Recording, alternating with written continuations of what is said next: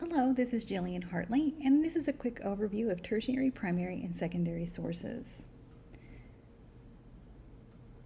Most of us are familiar with tertiary sources because these are the sites that are most likely to appear at the top of an internet search. Tertiary sources typically provide details about a person or event that's a summary. The information contained in tertiary sources is often general. Tertiary sources do not typically have citations or references. They are not usually reviewed by peers, and sometimes they will not even have an author listed. Can you think of some examples? Primary sources come from the people who had a direct connection with an event. They include documents, letters, correspondence, eyewitness accounts, interviews, diaries, autobiographies, recordings, videos, and artifacts. I have some examples here. For example, Dr. King's letter from the Birmingham jail. Documents are going to include government acts, such as the one I have here from 1924. It was a pretty well-known immigration act at the time. And then hopefully some of you recognize the woman over to the right. That's Eleanor Roosevelt giving a speech. These are some examples, but it's really important to understand that primary sources will establish the setting based on what the people there were creating and their lived experiences. That's why they're so important. I always encourage people to think about the types of sources that are being created now that will one day be used in 50, 100 years to look back on us today to see why certain choices were made, what our lives were like.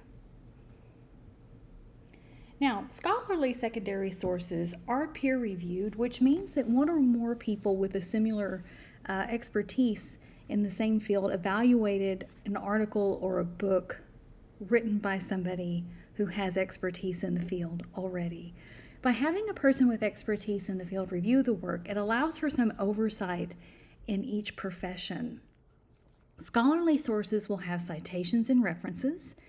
Scholarly sources will typically appear in academic journals or books with a publisher. Of course, this means that self-published books don't necessarily hold up to the scholarly secondary source standard. Now, I want to kind of end with one of my favorite people in history, Lily Hornig.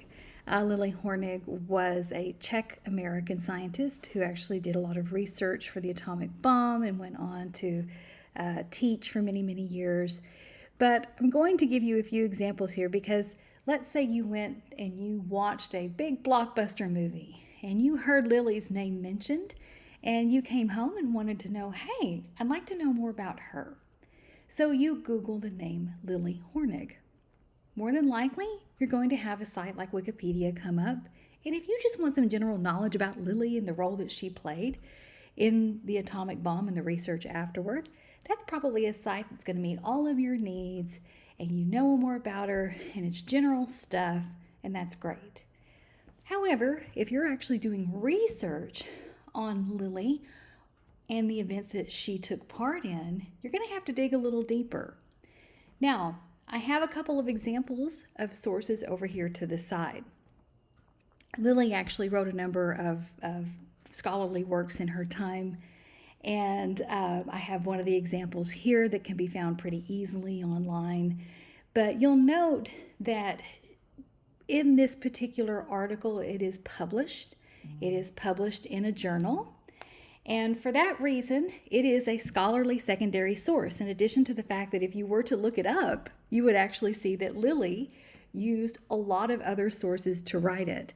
Now, obviously, she has a lot of expertise in the field, but you have to understand a lot of people who write articles do have expertise in the field, and they do have a lot of first-hand experience. But in this particular case, because she's writing about things that are not just about her, but also use statistics and studies from other people, even though Lily wrote this is going to be considered a scholarly secondary source. Feel free to check it out on Google Scholar. At the same time, Lily was an amazing person. She gave a number of interviews in her lifetime. So if you were doing research and you wanted to find a primary source, You can find some interviews. This is one of the more sought after ones that's from the Atomic Heritage Foundation online about her. So just to recap, want to know more about Lily Hornig for your own just personal knowledge? Probably may look at tertiary sources. Understand that Lily was a researcher and a scholar, so therefore she published a number of works, but those scholarly works that are published in either book form or in academic journals are going to be works where even though she has expertise in the field, she's also using other research, so these are secondary sources. And of course, if you want to hear the primary accounts of Lily, those are easily found, and I have the website here for you.